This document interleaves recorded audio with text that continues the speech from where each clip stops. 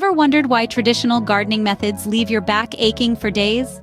It's because of the physical strain caused by the bending, lifting, and arduous digging. Conventional gardening can be quite the workout, often leaving you with a sore back and stiff muscles. But what if there was a way to garden without all that back-breaking work? Welcome to the world of no-dig gardening, a method that promises less strain on your back. This approach hinges on the principle of leaving the soil undisturbed, eliminating laborious tasks often associated with traditional gardening. Intrigued? Let's break down the process. No-dig gardening is as easy as 1, 2, 3. Step 1. Select the right space. It should receive at least 6 hours of sunlight daily.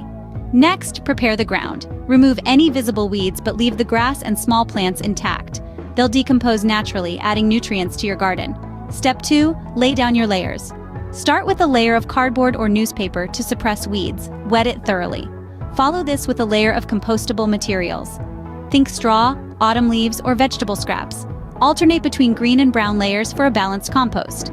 The layers should be about 8 inches deep in total. The final step, planting. If you're planting seeds, add a thin layer of compost on top.